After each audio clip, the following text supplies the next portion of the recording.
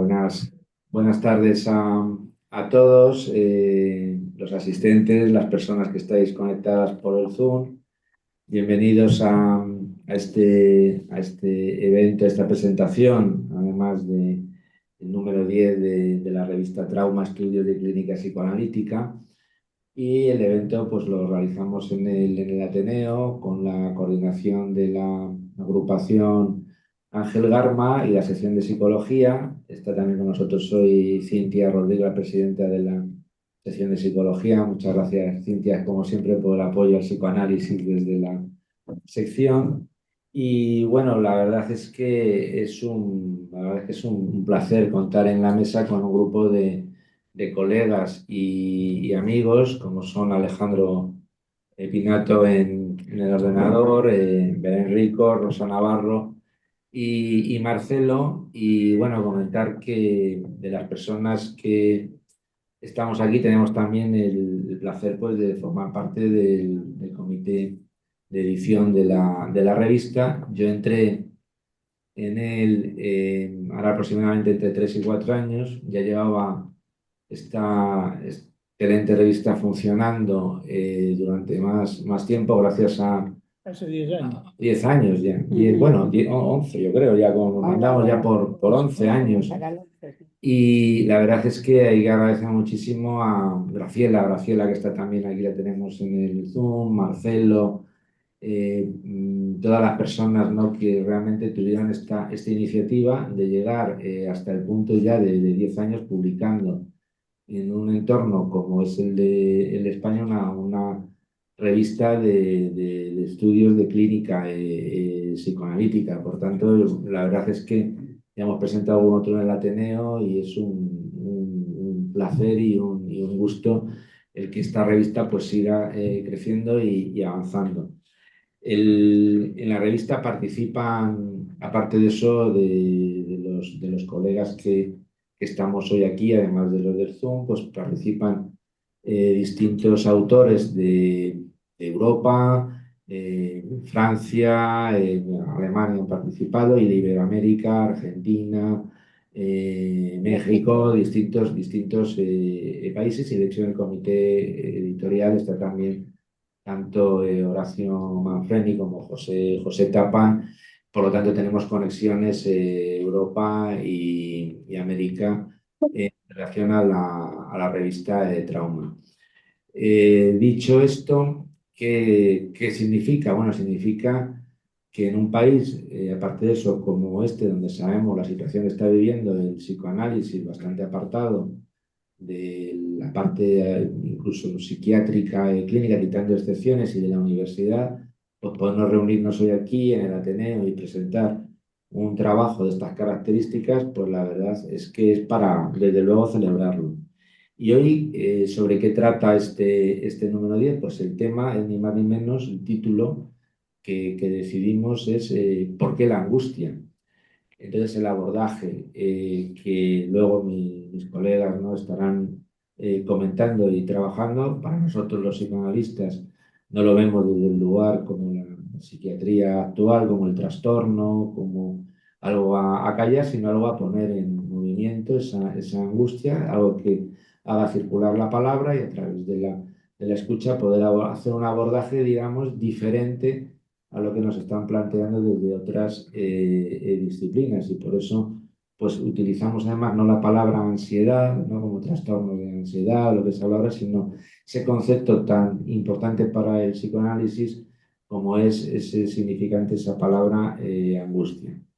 Comentaros también, ¿no?, porque ya que hacemos la presentación también de nuestra revista, como veis aquí, ejemplares para que podáis, los que no la conozcáis, pues tomar contacto, por supuesto, con ella. Además del tema central que aborda la revista, aparecen luego también otras cuestiones que se llaman en la revista cuestiones cruciales, e incluso un rincón de lectura. Es interesante, por ejemplo, en las cuestiones cruciales, Graciela habla en un momento dado sobre Ferenczi, una colega, Alejandra Quinta, sobre intervenciones de psicoanálisis en la escuela, Ernesto Béter, Esperanza Femenina. O sea, abordamos además dentro de la revista elementos, ¿no?, que están circulando hoy en día y que pueden resultar también de interés. Y cuando estaba echando una mirada al rincón de lectura, me he encontrado, por ejemplo, una reseña que hace Carlos Rey del del vocabulario de psicopatología de José María Álvarez. Coincidió que estuve yo en la presentación del vocabulario de psicopatología de este José María Álvarez aquí en Madrid, y José María Álvarez, que está trabajando en Valladolid, allí en la clínica, pues es también un baluarte aquí muy fuerte, digamos, de lo que podríamos denominar todavía el movimiento psicoanalítico. O sea, como veis, la revista circula, tiene conexiones, digamos, con distintas instituciones, con distintas personas destacadas y con distintos países también. No quiero dilatarme tampoco más, deciros bueno, ya ha habido en el Ateneo, hemos presentado, yo creo que entre otros dos trabajos, el del número 8 y el número 9, y que bueno, anticipamos que ya hay preparándose también un otro número, y que seguimos ahí avanzando por supuesto, con ilusión, ganas y con todo, indiscutiblemente vuestro apoyo, porque sabéis que hoy en día publicar sobre todo textos en papel, pues lleva una dificultad, lleva una complejidad, y realmente el haber avanzado a este punto con los pioneros, ¿no? De esto es digamos, sentirnos orgullosos, satisfechos y seguir empujando de alguna manera el tren. Dicho esto, voy a pasar la palabra a Belén Rico, la presidenta ejecutiva de la agrupación Ángel Garma, para que presente a nuestros colegas y amigos. Como siempre, pues habrá una intervención de cada uno, y luego pues nos encantaría también que, bueno, que cualquier cuestión, cualquier cosa que queréis abordar luego en el coloquio sobre esta temática en concreto de la angustia, pues ya sabéis que aquí en el Ateneo estamos a vuestra disposición, y que, como siempre decimos, tanto el Ateneo como la agrupación, pues es vuestra casa. Muchas gracias, y Belén, pues cuando quieras, adelante. Muchas gracias, Alfonso. Bueno, primero, antes que nada, dar las gracias a todas las personas y colegas, compañeros, tanto del psicoanálisis como ateneístas, que esta tarde nos acompañáis de manera presencial, y también los que están con nosotros en el Zoom. Un abrazo entrañable y agradecimiento a Graciela, con la que pensábamos contar hoy aquí, que por motivos personales no ha podido viajar hasta Madrid, y que, bueno, Graciela, que te echamos de menos siempre. Le vamos a pasar la palabra a Rosa Navarro, cuando quieras. Buenas tardes a todos, encantada de estar aquí de nuevo. Siempre me siento tan bien recibida que nunca puedo declinar esta invitación. ¿Se oye? ¿Sí? Vale. Entonces, ¿qué decir de la angustia? Bueno, yo he pensado, empezaré por lo básico, que es qué dijo Freud de la angustia, ¿no? Lo básico. Y lo que dijo Freud es que la angustia es causa de la represión. Con lo cual, de alguna manera ya liga la angustia como causa de la represión a lo traumático, ¿vale? Esto es lo más elemental. Y al hacerlo así, lo que me interesa que esto quede bien es que la angustia es un afecto, no un efecto. Porque primero Freud elaboró una teoría donde la angustia era efecto, pero luego en Inhibición, síntoma y angustia, en su texto lo corrigió. Es un afecto. Y un afecto, que luego lo diré, de excepción, porque no funciona como los demás afectos en ese sentido. Entonces, la otra cosa básica es lo que planteó Lacan sobre la cuestión de la angustia, que la relaciona la angustia en relación a la angustia del sujeto, y hemos de entender cuando digo sujeto que es el sujeto no un individuo, sino el sujeto que definimos como aquel que habla y se funda y se determina por un efecto significante. Esto es lo que nosotros llamamos sujeto, no la persona ni el individuo, sino aquel, ¿no?, que se funda y se determina por el significante. Como yo al hablar ahora, ¿no?, podríamos decir, siempre hay significantes en marcha, ¿no? En funcionamiento cuando hablas. La otra cuestión es que Lacan, al relacionarlo con el deseo del otro, lo que dijo es que el sujeto cuando desea, él mismo ya desea como otro. Es decir, está marcando la alteridad, está el sujeto y el otro. Uno mismo es esa alteridad también, ¿no? Cuando desea, ya desea como otro. No como sujeto, sino como otro, ¿no? Ese otro que desea, ¿no? Ahí lo que podríamos decir es soy yo, porque la angustia también implica esta cuestión del ser. Luego lo vamos a ver. Bueno, ya lo veremos porque en la revista ya se verá también. Lo que Lacan dijo es que estructuralmente la angustia como primer afecto de nacimiento al mundo del sujeto o de su constitución implica una división, porque ese nacimiento implica una pérdida de algo de ese sujeto, de algo de sí mismo.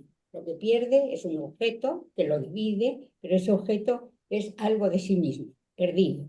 Freud lo decía de otra manera, lo decía un objeto perdido de origen para siempre y nunca se puede recuperar. Eso es lo que decía Freud. Bueno, más o menos Lacan lo dice de otra manera, pero porque Lacan lo que hace es trabaja más lo estructural y la división del sujeto es estructural para todos, ¿vale?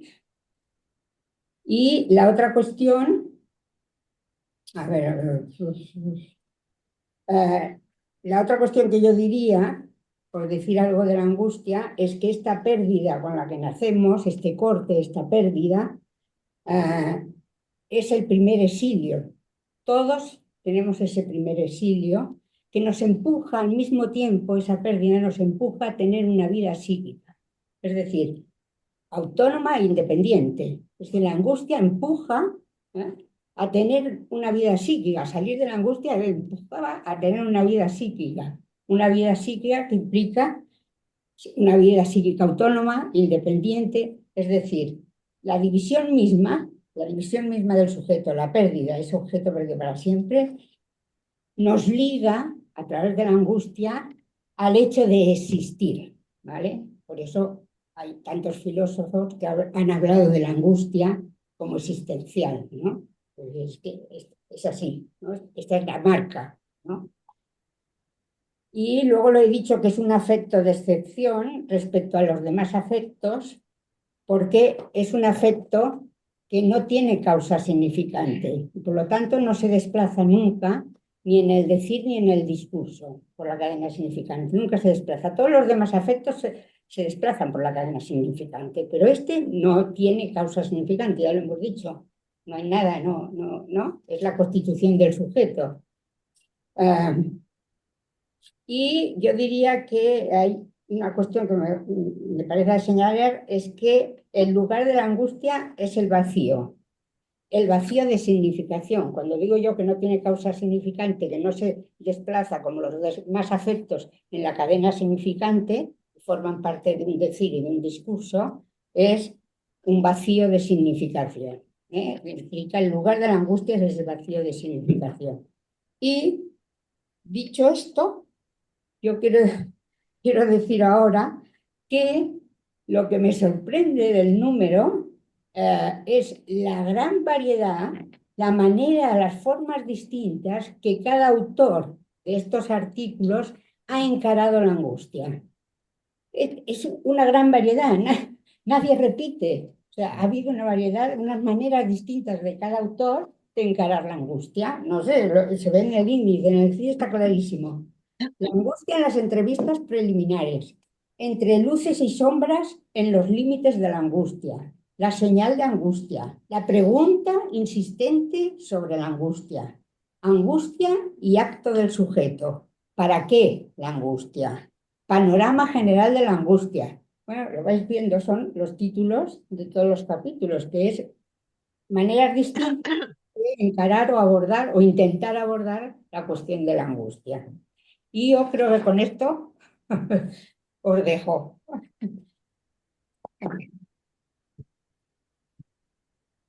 Dejo la angustia, ¿eh?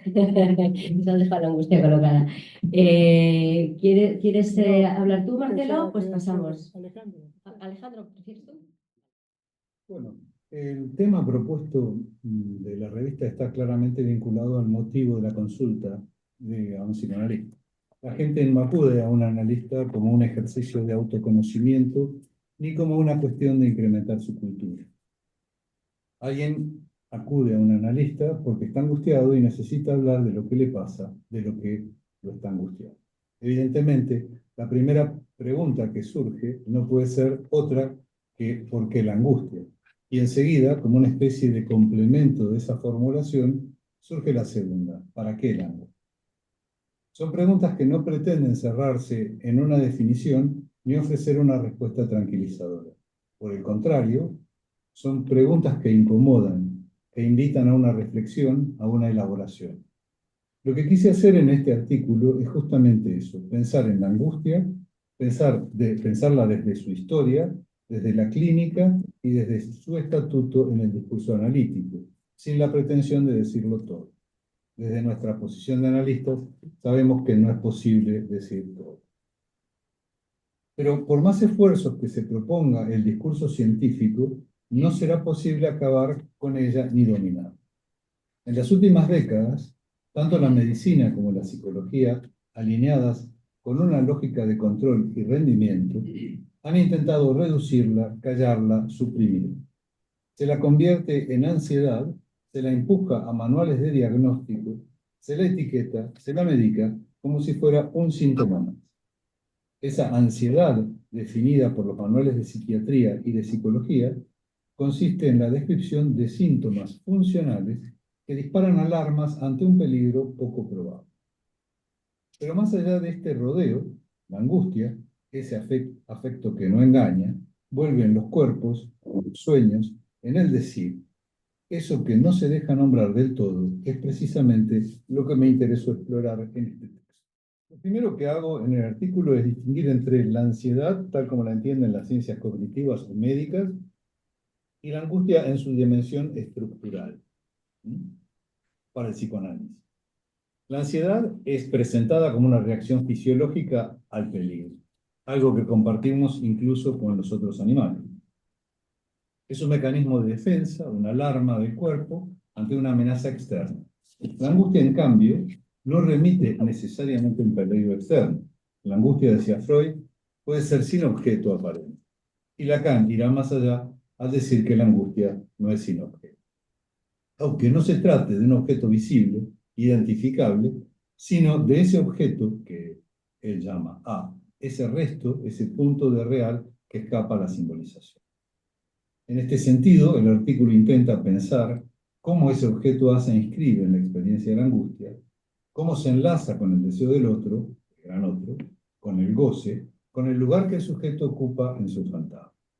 Porque, en definitiva, lo que está en juego en la angustia no es simplemente una emoción pasajera, es algo más profundo y más complejo. Es una pregunta por el ser, por el lugar que se ocupa en la estructura, por el deseo que nos habita y el deseo del gran otro que nos interpela. Pero para llegar a esta lectura, mi reflexión hace un recorrido que empieza en el trauma del nacimiento. Me pareció importante retomar esa noción, tanto en la formulación de Otto Rank, como en el modo en que Freud y Lacan la retoman, para pensar ahí una experiencia fundante de la. El nacimiento es pérdida, es corte, es separación. Es también el primer contacto con el lenguaje, o mejor dicho, con un mundo ya estructurado por el lenguaje, que recibe al recién nacido y lo atrapa, lo fragmenta, lo divide. Ese ingreso al mundo simbólico, ese pasaje desde una continuidad orgánica a una existencia estructurada por significantes, deja marcas. Marcas que, más adelante, retornarán como angustia, como desamparo, como interrogación. Desde una posición lacaniana, podemos pensar que antes del lenguaje hay un cuerpo en continuidad consigo mismo. Pero cuando llega el lenguaje, llega el corte. Llega la nominación, la clasificación, el señalamiento. El cuerpo ya no es una unidad. Ahora hay un brazo, hay piernas, hay partes. El lenguaje, que nos constituye, también nos hiere. Es constitutivo de lo traumático. Y la angustia es un efecto de esa herida, de ese trauma. Que por cierto, el próximo número va de ese tema. Por eso, en el texto propongo que, más que universalizar el trauma del nacimiento como un hecho en sí, lo que nos interesa es pensarlo como una metáfora de ese primer encuentro con lo real, con la pérdida, con la imposibilidad de totalidad.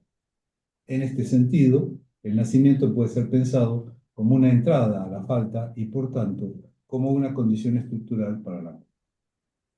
Otro punto que desarrollo es la diferencia entre el discurso del amo y particularmente, en su versión contemporánea, el discurso capitalista y el discurso analítico. Mientras que el primero busca eliminar la angustia, ofrecer soluciones rápidas, hacer callar el síntoma, el psicoanálisis propone otra cosa. No se trata de suprimir la angustia, sino de acompañar al sujeto a interrogarla, a bordearla, a extraer de ella un sentido posible. En este punto cito a Jacques Alain Miller, quien en su introducción al seminario 10 de Lacan muestra cómo las terapias cognitivo-conductuales se apoyan en el significante imperativo. Haz esto, piensa aquello, repite esta pauta. Frente a eso, el psicoanálisis no da consejos, no ofrece recetas. No viene a decirle al sujeto cómo vivir. Lo que hace es sostener un lugar donde esa angustia pueda hablar y esa palabra abrirse un espacio de transformación. La clínica nos muestra que no hay un saber previo sobre lo que angustia a un sujeto. Cada uno tiene su modo singular de habitar el malestar, su forma de gozar, su modo de organizar la falta. Por eso la angustia no puede ser tratada como un síntoma más. No puede ser estandarizada ni tampoco suprimida sin consecuencias. Porque justamente puede ser una vía de acceso privilegiada a lo real, aquello para lo cual no hay significado. En este sentido, es la pregunta que aparece como ¿para qué la angustia? Ahí cobra toda su fuerza. Si no es simplemente algo a eliminar, entonces ¿qué función cumple? ¿Qué nos enseña? ¿Qué puede un sujeto hacer con ella? La reflexión que podemos proponer apunta a pensar la angustia como un afecto estructurante, como algo que puede guiar un recorrido analítico. La angustia no se elimina, pero puede transformar. Y esa transformación no es mágica ni técnica, sino subjetiva. Implica una ética, la ética del deseo. Lacan lo formula de manera contundente en el seminario 6, cuando pregunta, ¿has actuado en conformidad al deseo que te habita? Esa pregunta no tiene una respuesta fácil, pero interroga y nos lleva a pensar si somos realmente quienes queremos ser en la medida de nuestras posibilidades. Y en un análisis, esa pregunta puede marcar un antes y un después en la posición del sujeto frente a su historia. El texto concluye con esta idea, que el psicoanálisis no ofrece soluciones para obturar la falta, sino que propone otra relación con él. No intenta suprimir la angustia, sino hacerla hablar. No busca que el sujeto se adapte, sino que interrogue su lugar en el deseo del otro, del gran otro, y desde ahí tal vez encuentre un cambio de posición subjetiva frente a su sufrimiento. En suma, este artículo no pretende cerrar nada, más bien intenta abrir preguntas, abrir recorridos, abrir el deseo de seguir pensando qué lugar tiene hoy la angustia en nuestra clínica y qué lugar le damos nosotros como analistas en nuestra escucha. Los invito entonces a leer el texto, en realidad los invito a que lean la revista y que la compren. No como un tratado sobre la angustia, sino como un intento entre tantos posibles de mantener viva esa pregunta.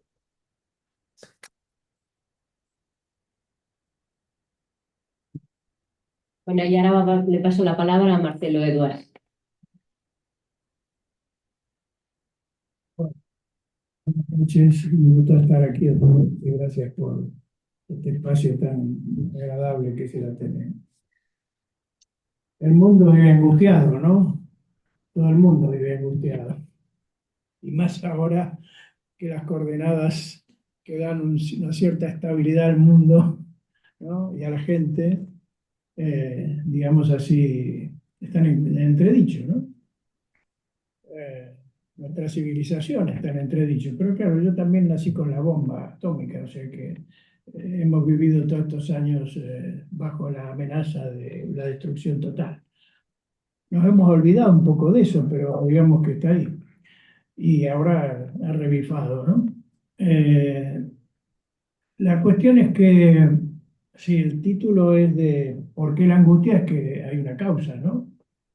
Si no, ¿por qué ese título? El por qué la angustia es para apuntar qué es lo que determina la angustia.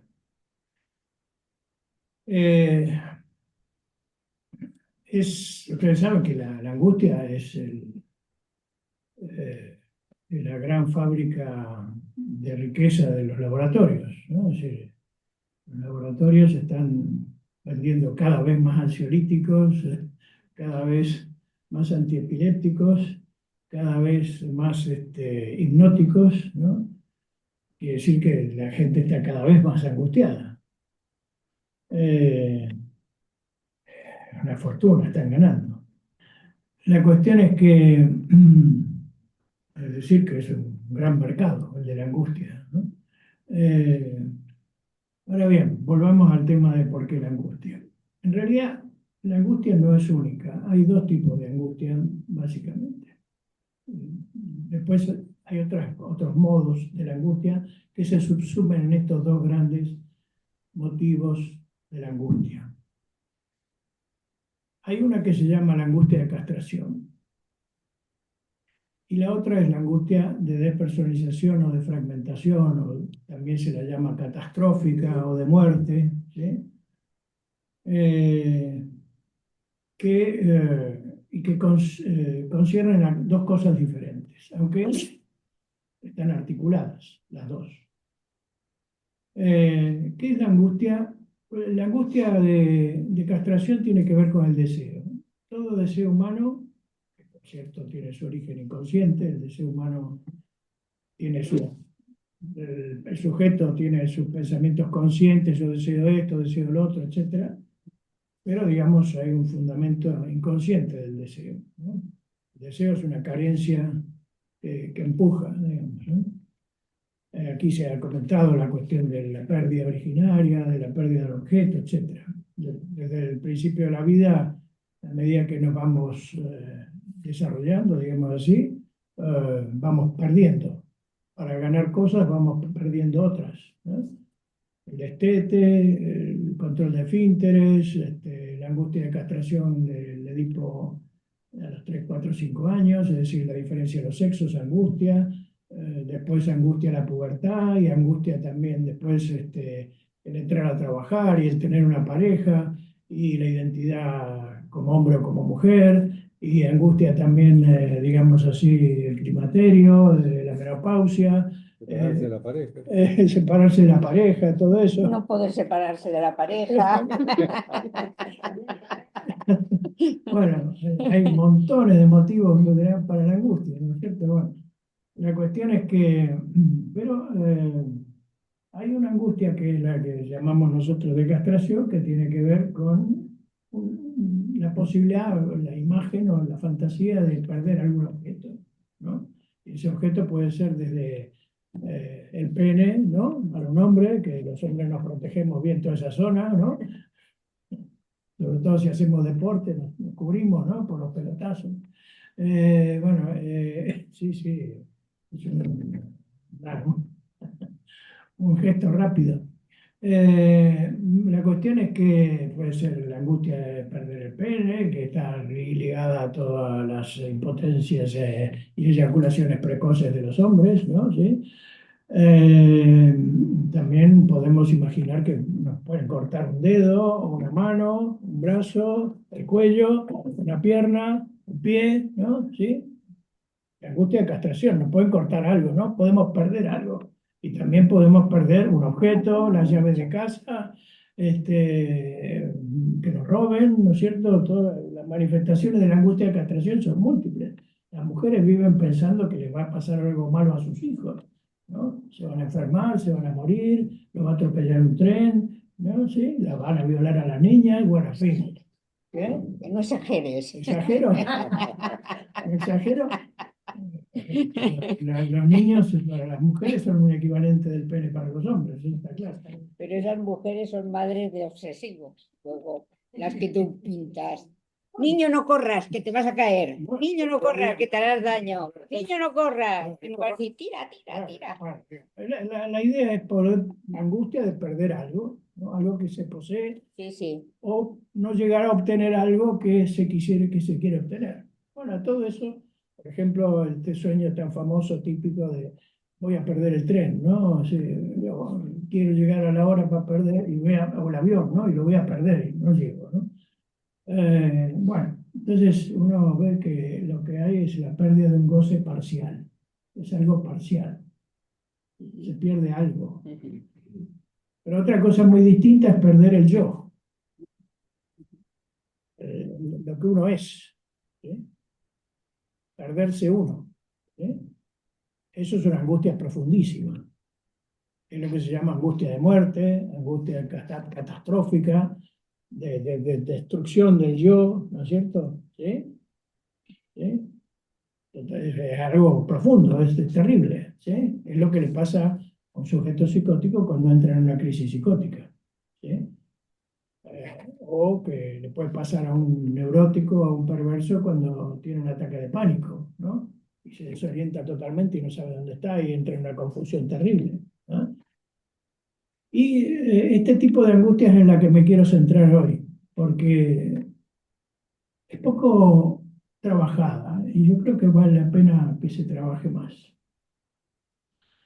Ustedes saben que la despersonalización, que la neurosis o las perversiones es algo frecuente.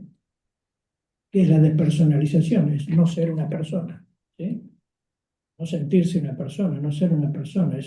Pero hay toda una gama que va desde la gran imagen, fantasía de despersonalización, o hasta cosas muy pequeñas, ¿no es cierto?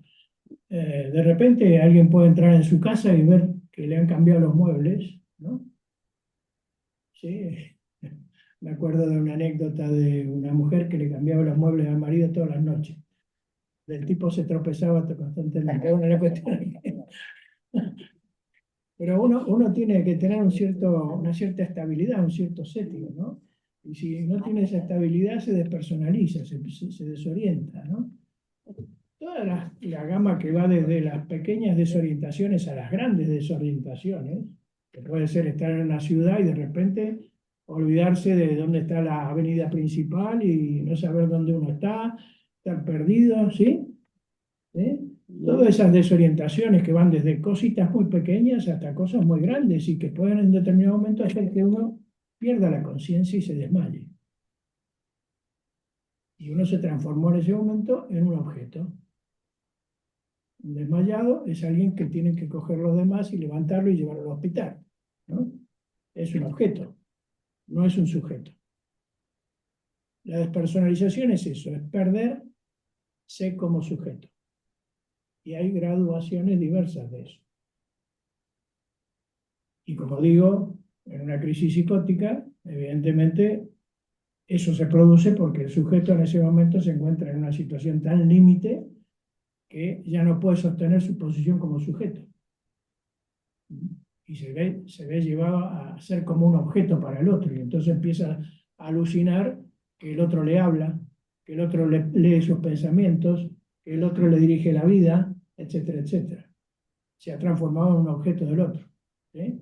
Por eso ese sentimiento de ya no ser un sujeto, la crisis psicótica que deviene. Ahora bien, hay algo de todas estas cosas que estoy mencionando sobre la despersonalización, que es lo que se llama el vacío. Tú has comentado algo sobre el vacío. Sí. Hay toda una clínica del vacío.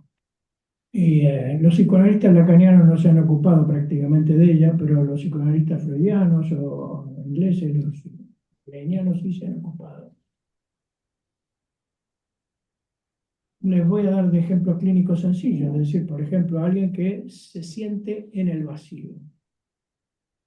¿Sí? Siente que él está en el vacío. ¿Sí? o que de repente se está en una pesadilla que se está cayendo al vacío. ¿Sí? No se angustien, ¿eh? Bueno, entonces,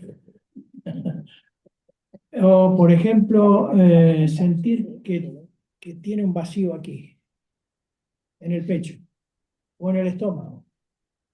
¿Sí? El vacío, en lugar de estar, digamos así, representado en una caída en el vacío o sentirse en el vacío, se localiza en una parte del cuerpo. ¿Sí? Eh, o el sujeto habla de sentir que la relación entre él y los otros es una relación vacía. O que vacío quiere decir también falta de sentido. ¿No? O que de repente él ve como que en el espacio donde él está es como que fuera un vacío, cosa que aparece claramente en lo que se llaman las agorafobias, es decir, ese tipo de fobia que está ligado más bien a la madre, al objeto materno. Porque este tipo de sentimientos que tienen que ver con la despersonalización y el vacío, justamente tienen que ver con... ¿Tengo tiempo? ¿Sí? Tienen que ver con que el sujeto se siente, digamos, a merced del otro, a merced del otro, a merced del lenguaje, a merced de su padre, de su madre, a merced de sus colegas de trabajo, en fin. Lo que quiero decir es que no se siente un sujeto, sino que cada vez siente que está en la gradación de ir hacia ser un objeto. ¿Sí? Hay una pérdida de subjetividad y una pérdida de sentido. Y la cuestión es cómo trabajar con eso en la clínica y por qué, primero, ¿por qué se produce? Se produce justamente por lo que estoy diciendo, porque hay un sentimiento de que el sujeto pierde su subjetividad, no está activo como deseante, ¿sí? Hay una pérdida del deseo, en las depresiones esto se ve, en las depresiones agudas se ve muy fuerte también. Digamos que la cuestión es cómo abordar eso desde el punto de vista clínico. Porque eso también ocurre como algo que aparece en sesión con un paciente. Y como así puede aparecer un síntoma, por ejemplo, alguien puede estar en sesión y empezar a decir, me está doliendo mucho la cabeza. Aparece un síntoma en sesión, es decir, en la relación entre el sujeto y nosotros. ¿Sí? Quiere decir que algo ha pasado para que aparezca un síntoma ahí. Es decir, y eso también tiene que ver con nuestras intervenciones o nuestra carencia de intervención. ¿No? Y la cuestión es que cómo trabajar nosotros esta cuestión de esas formas de presentación de la despersonalización. Porque también si aparecen en sesión, la cuestión es que eso tiene que ver con nosotros. Eso tiene que ver con que el sujeto siente que en ese momento no está existiendo lo suficiente para nosotros. Y la cuestión de la existencia es fundamental, es decir, que un sujeto pueda existir, que se quiere decir existir fuera de, ¿no? Estar fuera del otro, poder tener su propia autonomía, su propia capacidad de pensar y de decidir como algo diferente del otro. Lo cual quiere decir entonces que si ha aparecido este tipo de fenómenos despersonalizantes en la cura, el sujeto está en ese momento sintiéndose como atrapado por nosotros. Se puede pensar, ¿no? Por lo tanto, la cuestión es cómo uno hace para separarse o generar un efecto de separación por parte de él, para que él pueda existir. Y eso no tiene muchas, ¿cómo se llama? No tiene muchos misterios. Nos tiene que liquidar. Nos tenemos que dejar liquidar, matar. Eh, podría contarles muchos ejemplos, pero les voy a dar un ejemplo de una niña de 8 años. Yo trabajo con niños y adolescentes también. Una niña de 8 años que me derivan porque tiene algunos trastornos de lenguaje, porque está muy movida, demasiado movida, dispersa en la escolaridad, todo esto. Eso que se suele etiquetar como TDAH, ¿no? Bueno, y muy maja la chica, la chavala. Padres separados, recientemente separados, jóvenes, eh, que,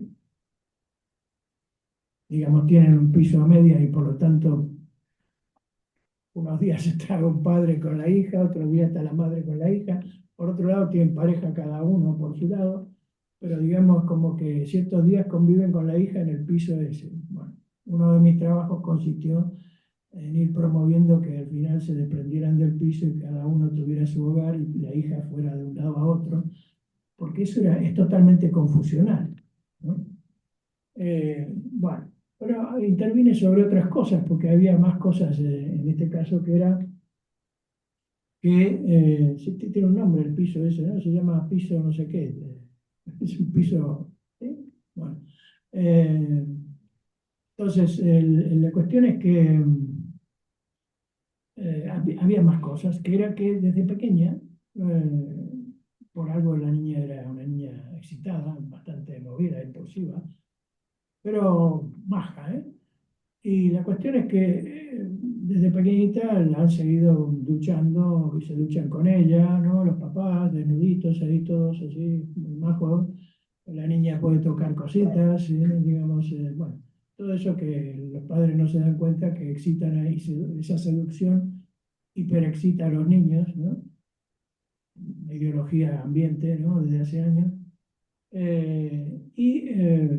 Origen, para mi gusto, de la mayor parte de los llamados TDAH. Bueno, la cuestión es que eh, los intervengo con los padres justamente para que traten de cortar eso, ¿no? Y después de algunas entrevistas me hacen más o menos caso, eso se corta, porque además la niña iba muy curiosa ella también, curioseando sobre la sexualidad de, sobre todo el padre o del hombre que está con la madre, eh, curioseando cuando van a hacer sus necesidades y esas cosas. Bueno, en fin, y haciendo comentarios sobre las parejas y todas estas cosas. Bueno, la niña estaba muy metida en todo eso. Y como digo, en un momento dado me hace más o menos caso, eso se corta, la niña se va calmando, la niña se va calmando. Y entonces, en lugar de hacer dramatizaciones, que hacía dramatizaciones delante nuestro, con padres y todo esto, eh, los padres desaparecen de la consulta, van a su sala de espera, y la niña empieza a dialogar conmigo, y la cuestión es que dibuja bastante, y en un momento dado me dice, eh, tú me miras mientras yo dibujo, y como molesta, ¿no? Como floreada. Rápidamente me dice, dibuja tú también. Entonces me dice que saque una hoja y que yo dibujo. Entonces me dice, dibuja un monstruo. Yo voy a dibujar una monstrua. Le digo así, un monstruo, una monstrua. Sí, chico, chica. Ella dibuja su monstrua, yo dibujo mi monstruo, un dragón. Le pongo un ojo, ¿no? Ojo. Cuando termina ella, cuando termino yo, coge la tijera, agujerea el ojo, lo recorta bien y saca el ojo al dragón. Le digo, entonces no va a poder mirar más. No. Y de paso le corto la cabeza. les estoy dando un ejemplo de lo que se trata en un análisis, es decir, que el paciente al final corte la cabeza. Es decir, pueda él activamente existir. Para un fin.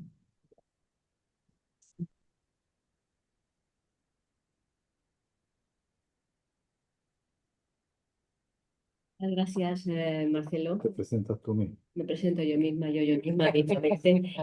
Muchas gracias, Marcelo, porque ha sido verdaderamente deliciosa la exposición, igual que la del resto de compañeros de la mesa.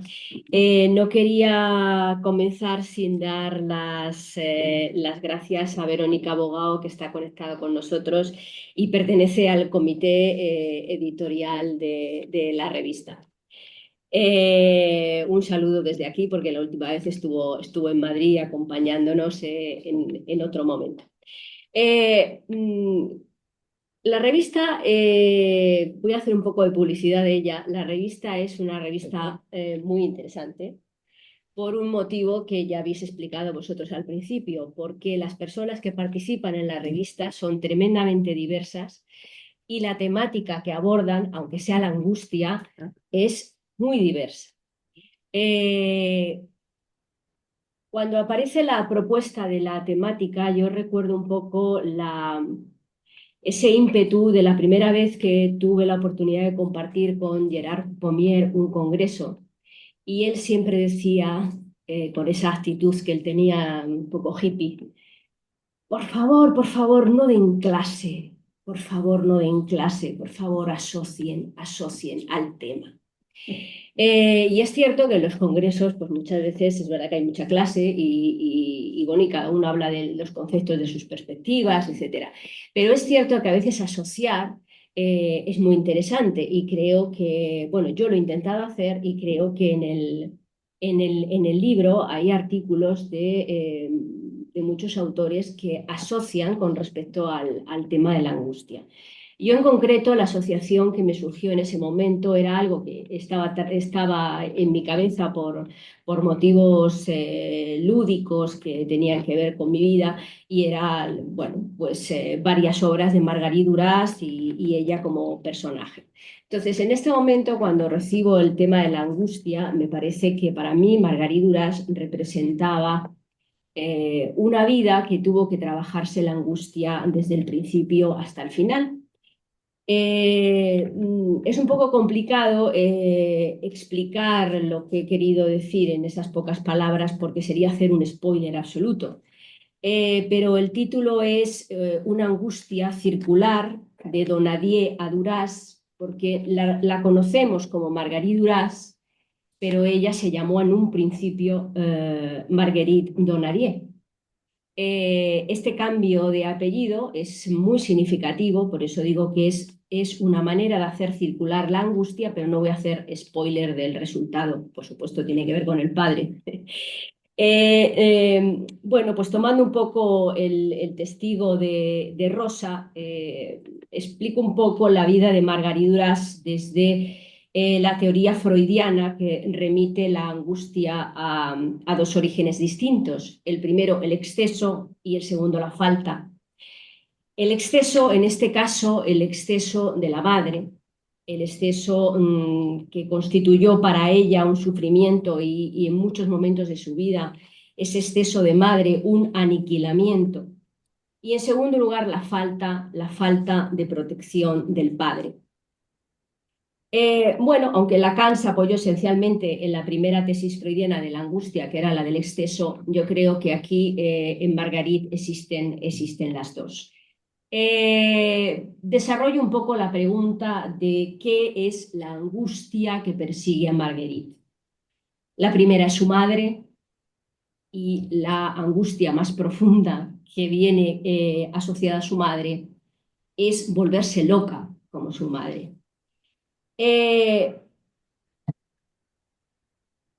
Bueno, es un planteamiento con respecto a la madre curioso, porque la madre provoca unas circunstancias en el crecimiento de Marguerite muy duras, muy traumáticas, que aparecen en todas sus obras aparece algo de la verdad mezclado con algo de lo novelado. Pero la verdad está en las obras.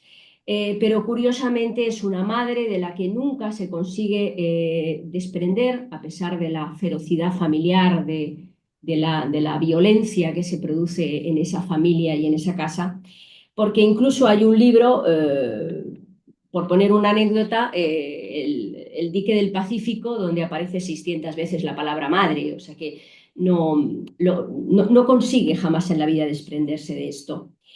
Pero bueno, ella tiene esa angustia que si usamos el juego de las definiciones, hemos empezado con las de Freud, podemos seguir con las de Winnicott. Ella tenía lo que llamaba Winnicott la angustia inconcebible, es decir, esas angustias que son absolutamente primitivas, que mezclan la dependencia absoluta con la falta de sostenimiento o de holding. Eso que es una angustia, digamos, psicótica, ¿no? La madre es la que desencadena todos los hechos, efectivamente, su posicionamiento en el mundo, la enfermedad de la madre, una madre que, bueno, que habla con el espíritu de su marido muerto por las noches, tiene delirios a escondidas, les somete a una vida de escasez, de violencia, pero de violencia física bastante profunda. La madre es una mujer ignorante frente al padre, que no voy a desvelar porque no quiero desvelar el tema circular entre el Donadier y Duras, pero la madre la prohíbe escribir. A pesar de que el padre pues, era un hombre culto, y bueno, es esa referencia con la que ella intenta sostener su vida. ¿Qué ocurre? Que la escritura es la única manera en la que Marguerite Duras puede sostener esa angustia que la domina toda la vida, desde la infancia hasta el final de sus días, y que creo que la hizo una mujer tan prolífica en cuanto a sus novelas, a sus guiones de cine, porque como ella es la representante precisamente de que escribir puede ser una manera de salvarse de esa angustia que de alguna forma es demasiado excesiva, demasiado grande y domina toda su vida. Todos conocemos sus adicciones al alcohol, sus adicciones al famoso tabaco sin filtro, los famosos gitans, bueno, varias y varias cajetillas diarias, toda esa sensación que la acompañó toda la vida, toda esa angustia. Por eso para mí era un personaje que representaba la vida en angustia. Había una entrevista que circula por ahí, por las redes, en internet, donde ella comentó que su psicoanalista la dijo: no hace falta que usted vuelva porque usted ya tiene la solución. Su solución es escribir, ¿no? Es verdad que ella tenía esa angustia automática donde cualquier circunstancia que no hacía falta que fuera excesivamente traumática, que la podía acompañar, la activaba inmediatamente y la provocaba vivir en un desvalimiento psíquico permanente. Pero también había una angustia real. Ella había sido siempre educada en el miedo a una guerra inexistente, aunque se crió en la Indochina, colonia francesa, en una guerra inexistente, en un miedo por parte de la madre de que iban a arruinarse, que la escasez y la violencia intrafamiliar formaban parte del día a día, con lo cual ella combinó el desvalimiento físico con el desvalimiento psíquico. Bueno, toda la vida escribiendo de una manera muy prolífica, precisamente para contener esa angustia. De hecho, ella decía que, bueno, no podía concebir una vida sin escribir porque los ingresos que tuvo en algún momento de su existencia no le sirvieron para no volver a caer una vez más en otro segundo ingreso o en un alcoholismo o otra vez en el tabaquismo que no la abandonó nunca, ¿no? En realidad lo que hizo fue, con esa angustia primitiva, traumática de la infancia, que no duró solo la infancia, sino muchísimas épocas de su vida. Hay que recordar los periodos que ella vivió de guerras. También hay que recordar su vida amorosa, que fue siempre, como ella decía, de dos en dos. Es decir, bueno, una vida complicada. Lo que hizo fue, como vía de escape, utilizar las palabras, utilizar la escritura como una forma de recolocar la angustia. Y como decía Lagan, la angustia no engaña, o sea, porque, bueno, la angustia es una certeza. Así que lo que he intentado, sin desvelar toda la trama del pequeño artículo, es que Margarit Duras representa una vida en angustia, donde la vida circula siempre alrededor de un borde, ¿no? Alrededor de un agujero, que para ella era la angustia de caer en la locura, igual que su madre. Con esto yo creo que en la mesa ya nos hemos de alguna manera expresado un poco las diferentes posturas de los artículos. Yo no sé si Alfonso quiere hacer alguna referencia al suyo y luego podemos pasar la palabra. Va a comentarnos Rosa ahora. Voy a comentar. Voy a comentar algo que he escrito y que tiene que ver con lo que ha dicho, lo que decía Belén sobre la angustia, y en este caso la angustia del analista sobre el caso clínico que yo presento en la revista. Y entonces creo que escribir esto, es como lo de Margarit Duras, es hacer algo con la angustia, ¿no?, del analista ante ese caso clínico. Entonces, os leo. Va dedicado al paciente, ¿eh? Sufriste el alcance mortífero de un secreto ignorado que se reveló estallando. Tu protección fue una convicción, decir todo, sin contar que haciendo desaparecer los secretos, haces aparecer los imposibles. Tan imposible es decir todo que a tu angustiado pedido ella te dijo no. Bonito. Bueno,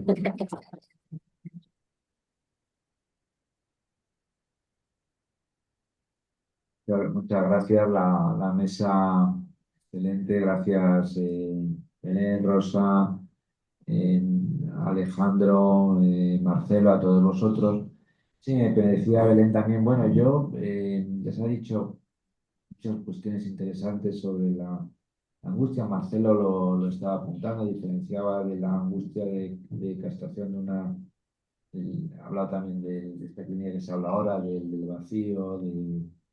Yo en el trabajo mío es algo que ya los que me conocéis voy trabajando y abordando. En este caso, abordé la cuestión del desvalimiento psíquico, de esas situaciones que nos estamos encontrando ahora prioritariamente en la clínica y que también tiene que ver pues, con lo que también Belén comentaba en Winnicott, tiene un trabajo muy interesante con miedo al derrumbamiento, en fin, las situaciones yo llamo de caída libre, de algo donde no, las palabras no hacen juego, donde nos encontramos con angustias yo comparo muy primigenias, ¿no? Muy primitivas, donde ahí no está aún la constitución del lenguaje o de la palabra. Me refiero a lo que Freud trabajó como ciclos, ¿no? Como desamparo constitutivo del humano. Entonces ahí es cierto que eso no es global, que tampoco es exactamente o tiene por qué representar, ¿no? La angustia psicótica más efectivamente de fragmentación, la previa que pueda aparecer a veces ante el delirio, sino situaciones que se producen en el contexto de la vida, de la continuidad de las personas, donde es como si se estuviesen perdiendo las capas psíquicas protectoras del humano y al final lo que nos encontramos son con sujetos bastante desamparados en un momento dado de la clínica analítica y donde nos obliga también a intervenciones psicoanalíticas que se salen de los cauces ¿no? Clásicos, no normales, únicamente de la escucha o de la interpretación, donde el sostenimiento, donde el holding entra y sobre todo la creatividad del analista en el fenómeno de transferencia, ¿no? Contra transferencia y sobre todo del vínculo.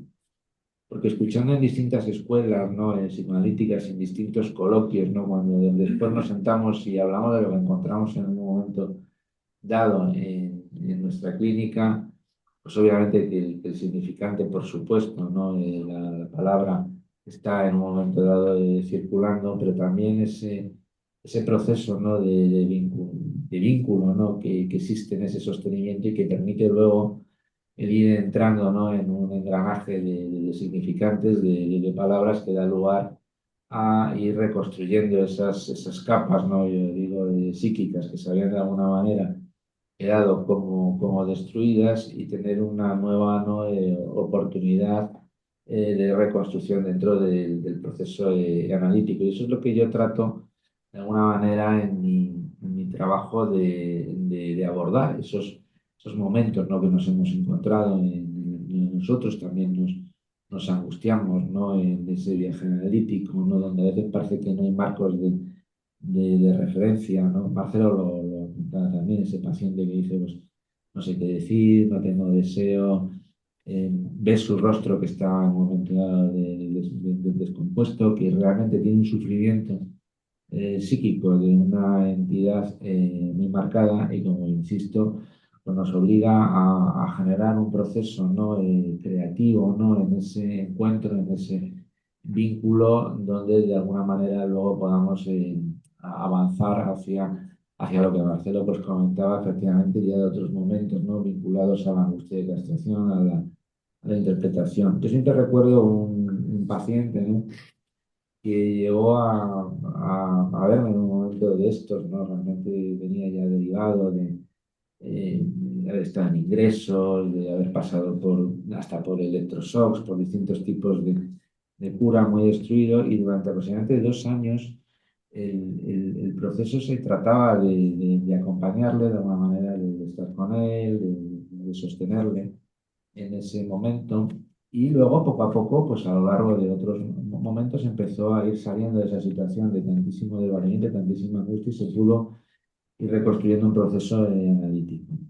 El caso es que cuando se aproxima a terminar, ¿no? La cuestión comparamos él era un artista que volvió de nuevo a crear y una de las hacía collage, o sea, él trabajaba sobre la técnica del collage, entonces, bueno, pues empezó a reconstruir porque iba cogiendo fragmentos, objetos sueltos y los empezó luego a ir armando, luego hizo una exposición, ¿no? Y eran como fragmentos. Entonces, decía que cuando acudía a verme era como un barco que estaba totalmente destruido y que entre los dos íbamos poniendo las piezas y lo que más me emocionó cuando terminó el proceso es que me trajo un barco, se había hecho por un barco. Y mira, esto es nuestro análisis de trozos que le había ido cogiendo de un lado y de otro. Lo dejó en la consulta, ¿no? Lo tengo, me acompaña, ¿no? En distintas mudanzas que iba haciendo a lo largo de mi vida. Lo dejó, esa fue la última impresión. Y dice, bueno, y ahora si tú quieres añadir, si quieres, nos pones unos muñequitos que podemos ser tú y yo, ¿no? Dentro de ese barco, ¿no? Y bueno, era una manera de expresar, ¿no? Evidentemente, pues lo que es partir de un desvanimiento, ¿no? Un momento dado extremo que nos lleva a ser cosas a veces, ¿no? que realmente no pertenecerían, como decía Belén, a lo clásico y generar un proceso de algunas veces pues, de reconstrucción que lleva mucha paciencia, mucha complejidad y atravesar uno también las propias angustias. Bueno, agradeceros esto y ahora pasamos pues como siempre al debate con vosotros y con las personas. Muchas gracias.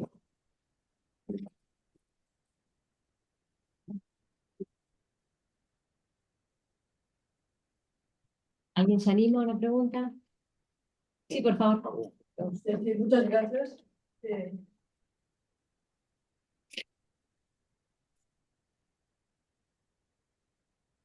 No creo que sea preciso. Tan solo una pregunta al doctor Edwards. Me interesa mucho, por favor, si me puede decir la edad que tenía la chiquita a la que usted me Sí, ya lo dije, 8 años. 8 años. Tal vez es que no lo sé. Y por fin, ¿qué diagnóstico diagnosticó usted? No lo diagnostiqué, pero podría ser, pero no hace falta. Ya, 8 años después. Perfecto, muchas gracias. Solamente era esta pregunta. Digamos que el diagnóstico estigmatiza a una persona, la fija. Yo tengo mi orientación, sé de qué se trata, pero no se trata de ponerle eso. Ya, muchas gracias. Sí, quería contar, siguiendo la premisa de ver, quiero asociar un poco también, pero me he acordado de una experiencia que he tenido hace poquito, en relación a lo que dijo el compañero antes, respecto a las medicinas, los DSM y todo esto. Me pasó con el profesor Marcelo sobre los distintos tipos de castración, ¿no? Y yo tuve la circunstancia de estar trabajando en un país de Sudamérica, en una unidad de psiquiatría, y bueno, pues participé como coterapeuta, simplemente observaba, yo no estaba autorizado con la cuestión de legalidad, pero estaba trabajando. Una unidad de, así se llama, disforia de género. Entonces ahí estuve acompañando a varias personas que estuvieron en el proceso de transición, como se llama, y todo esto. Y tuve la circunstancia de presenciar 2 intervenciones quirúrgicas, esa clínica en ese país de Sudamérica. Entonces pude comprobar en mi experiencia, que llevo muchos años trabajando, a veces creo que no tengo ni idea de nada, pero lo de la castración ya llevado a lo físico, ¿no? Lo pude presenciar allí con los responsables del hospital, de la unidad que tiene mucho prestigio, son los médicos de mucho prestigio en América del Sur y también en Norteamérica, que a veces van allí. Uno es un urólogo, yo aprendí mucho, por supuesto, de ese tema, pero me parecía muy perverso, ¿no?, la actitud de los médicos, los psiquiatras, a pesar de que eran una gente entrañable, porque conmigo se juntaron muy bien, nunca discutimos una cuestión ideológica, simplemente se enteraron. Y ya al final de mi estancia, de residencia, pues di ya mi opinión sobre el asunto. Pero era muy curioso ver cómo se hacía como una especie de aval, ¿no?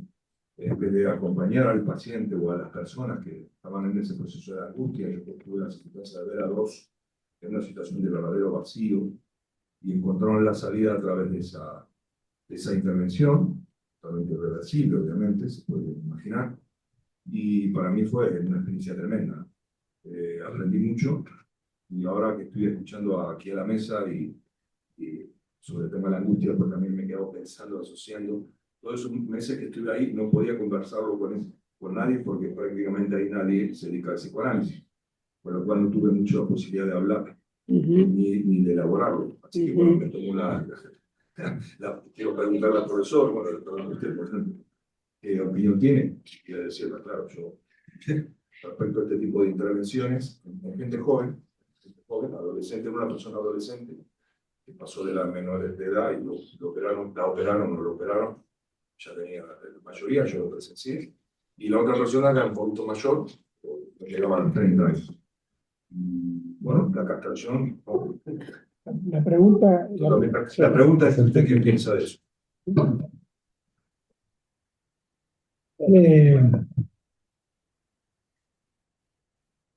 El tema es, por un lado, ideológico, ¿no?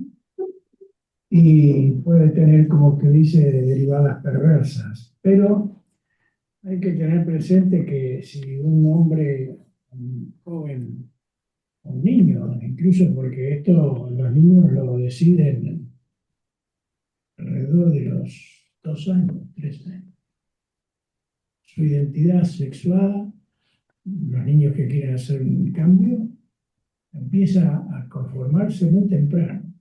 Y eso lo saben quienes están en eso, y lo sabemos los psicoanalistas, porque sabemos que la identidad de género comienza con la identificación especular de un niño, entre los 6 y los 18 meses, y los 3 años más o menos. Hay una elección de género y de objeto temprana, muy temprana. Y bueno, es lo que hay. Cuando se produce, se produce. Hacer ideología sobre eso, moralizar sobre eso, no tiene ningún sentido. Es un hecho. Se produce por determinismos del discurso familiar, etcétera, etcétera. Pero una vez que se produjo, se produjo. La cuestión es qué pasa con un sujeto, por ejemplo, varón, como el que usted me menciona, para el cual esa parte de su cuerpo ya no tiene ningún valor, no tiene ninguno. Él no puede acceder, por su inscripción simbólica, a una posición viril como hombre. Por lo tanto, eso le sobra. Y en cambio lo que busca cuando hace la transición es una identidad. La transición es no algo que tiene que ver con el goce sexual, porque además los resultados en cuanto al goce sexual de las transiciones son prácticamente nulos, y en todo caso muchas veces masturbatorios, mutuamente masturbatorios, pero como muchas prácticas sexuales que hoy en día se hacen y la gente no se da cuenta que son masturbatorias. Digamos que el asunto es la búsqueda de una identidad, de un ser. Yo soy tal cosa. Es decir, que es una manera y usted dijo que de alguna manera, por lo menos durante un cierto tiempo, a esa gente le sirvió. A muchos les sirve y a otros no les sirve. Se pueden sostener en esa identidad o no se pueden sostener. Hay bastantes casos de suicidio. Pero hay algunos que lo logran, sostenerse en una identidad, a veces incluso a partir de hacerse líderes políticos del transexualismo, por ejemplo. Es una manera de estar en el mundo, de poder tener una existencia a partir de eso. Y por lo tanto no se trata de juzgar nada de todo eso, sino simplemente de constatar que, bueno, para tal o cual sujeto en particular, eso tuvo un resultado a lo mejor para su existencia positivo y para otros no. Es lo que puedo decir. Yo quiero decir algo. Ay, ¿se oye? No. Quiero decir algo, pero es para dar la palabra. Pero primero hay otra. No. Es que la compañera que tendría que estar en la mesa hoy no ha podido estar, por una cuestión de que no ha podido presentarse, pero sé que está ahí. Y yo creo que esta persona ha trabajado mucho, esta colega, Graciela Baravalle, ha trabajado mucho y muy bien y ha escrito varios textos, artículos sobre la cuestión de la disforia de género y tu pregunta. Así que, Graciela, te invito, si estás ahí todavía, a que respondas también a esta cuestión que el caballero ha puesto sobre la mesa. Bueno, yo me gustaría decir que hace tiempo que está pidiendo la palabra, levantando la manito, Edgardo, y creo que tiene que hablar primero. Vale, de acuerdo. ¿No? No me quieren hacer caso. Edgardo, Edgardo, Edgardo. oye, igual se ofendió y se fue. Está ahí. No lo veo. Bueno, ¿qué tal? ¿Se me escucha bien? Sí, sí. Bueno, acá desde Buenos Aires, un saludo afectuoso. Muchas gracias al Ateneo por esta revista, por esta actividad. A Eduardo y a Marcelo que me ha invitado. Y tomando las palabras de Belén, de nuestro querido y extrañado amigo Serapo Mié, voy a tratar de hacer 3 asociaciones. Va a depender de ustedes que le den ese valor de asociaciones, ¿no? La primera es respecto, es decir, que las asociaciones serían entonces algo así como una continuidad de lo que escuché. Les agradezco mucho las puntuaciones que han hecho. Bueno, entonces, mis asociaciones, digamos. Respecto de la angustia, recordar que para Lacan la angustia es presubjetiva, como dijeron, ¿no? Lo mismo que el trazo unario. El problema es la relación en la angustia entre el afecto y el efecto, ¿no? Todo depende cómo se los entienda. Es decir, que cuando Lacan en el seminario 10 plantea la angustia como un afecto, lo sigue, digamos, a Peirce con la idea que es algo para alguien. Pero él lo corrige después, en el seminario 20, cuando dice que está mal, no es algo para alguien, sino que es un efecto, vuelve a la cuestión del efecto. Y volver a la cuestión del efecto es darle el lugar a la angustia como consecuencia de su relación con lo real. Y la conexión con lo real es el signo. Y recordarles que entonces el valor de signo que tiene la angustia como efecto y que produce un afecto. No es que no lo es, ¿no? La segunda cuestión es ¿qué valor le damos a la angustia? Recordarles que en el seminario 21, en la segunda clase, Lacan lo que plantea es que el significante es un signo que se dirige a otro signo y por eso es lo significante. Es decir, que vuelve al signo perceptivo freudiano, lo que le hace reconsiderar la relación entre consciente, preconsciente, consciente, y que entonces eh, lo que podemos aprender de lo real por medio de un número letrístico, es lo que tiene valor de signo. Y lo tercero, para no extenderme demasiado, es lo que escuché muy bien, la idea de que el psicoanálisis no da consejos. ¿Y qué es lo que da el psicoanálisis? Bueno, Lacan, ya en el seminario 1, planteaba en la propuesta que le hacía a Hipólita hablar sobre la negación, que se trata de poder dar desde el psicoanálisis una respuesta pertinente a la cuestión de la intuición, cosa que recién lo puede concretar en Seminario 25, cuando plantea entonces que la respuesta del analista sintomática es una sugerencia por intuición que se llama forzaje. Bueno, hay muchísimas más cosas para comentar, pero paro acá y les agradezco mucho que me hayan permitido estar, no en persona, pero sí en presencia, en esa ciudad tan hermosa, y siguiendo las palabras de Hemingway, París es una fiesta, Madrid también para mí. Bueno, muchas gracias. Gracias.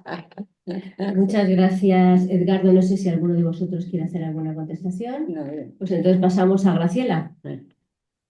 Bueno, ¿tengo el micrófono abierto? sí. Sí. Bueno, justamente en el próximo número de Trauma, número 11, hago un comentario del libro que es una entrevista entre Melman y Lebrun sobre la disforia de género. Por eso recomiendo también el número 11 de Trauma. Pero yo creo, en todos los artículos o cosas que he trabajado sobre esta cuestión, creo que hay que diferenciar bien entre los niños y los adultos. Porque efectivamente, como ahora hay una especie de moda o especie de creencia o ideología un poco loca de que ser trans es un derecho humano y que los estados, los ministerios de justicia, de educación, de sanidad, tienen que hacerse cargo de los sujetos que quieren hacer esta transición, que todos los que opinamos o algo diferente somos fascistas, nazis o homofóbicos, es una cuestión seria. Pero como decía Marcelo, en relación, por ejemplo, a los transexuales adultos, en general, que tanto Termac como, por ejemplo, el mismo Melman y otros, esta cuestión no es de ahora, es de hace ya 10 años o más, consideran que los transexuales en general son psicóticos, que crean otra realidad y bueno, y que pueden con eso estabilizarse. Yo conozco dos. Pero en cambio, con los niños, creo que con esto de la hormonación precoz y de la querer imponer el deseo de los adultos a un niño que no tiene la menor idea de lo que es la hormonación ni la transición, y que no se, al que se le dan bloqueadores de la pubertad para que no puedan desarrollar su subjetividad, su propia angustia, digamos, ante la bisexualidad y ver cuál, yo no diría género, porque es una palabra que no me gusta, sexo simbólico. ¿Cuál sexo simbólico va a elegir al final del Edipo? y todo eso constituye su subjetividad y que luego se puede repetir la angustia ante esta bisexualidad al final, en la adolescencia, con el nuevo surgimiento de la sexualidad.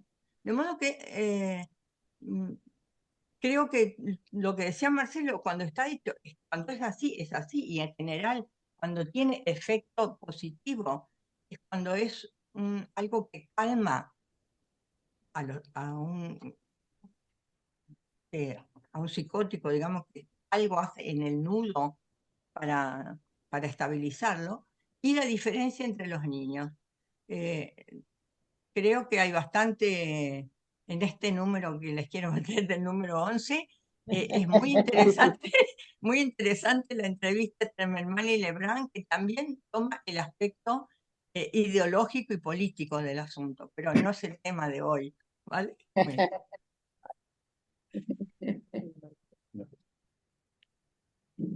¿Alguien más quiere hacer una pregunta? Bueno, pues entonces cerramos. Creo que ha sido una tarde estupenda. Muchísimas gracias también a las personas que están al otro lado en el Zoom. Muchas gracias por su compañía, también a los que han estado aquí presentes. Esperamos al 11, que está en el horno, ¿no? Ya está el horno. Que ya le queda poco. Y bueno, le paso. Todavía no está impreso, ¿eh? Bueno, pero está en el pero horno, le queda esperando a que se poco. encienda al horno un poco más. Bueno, Alfonso, pues si quieres tú cerrar. Bueno, pues muchas gracias, ¿no? A esta mesa de lujo. Me ha encantado también que Graciela, que no ha podido estar porque estas personas haya estado, ¿no? Sí. Graciela, gracias, Graciela. Un placer y A ustedes. gracias a todos los que han participado también en el Zoom. También he visto también que estaba el comité editorial Verónica, ¿verdad? Que ha hecho además Sí, el prólogo. Verónica. Verónica Abogado ha hecho todo el prólogo también muy bonito del texto. Alejandro, Belén, Rosa, Marcelo, pues un gusto como siempre y como, bueno, aquí tenéis aparte de eso los que queráis el texto para poderlo tener. Y nada, os esperamos pues a los siguientes eventos de la agrupación Ángel Garma y por supuesto el número 11, ¿no? Que está ahí ya a punto también de salir adelante. Gracias y hasta pronto.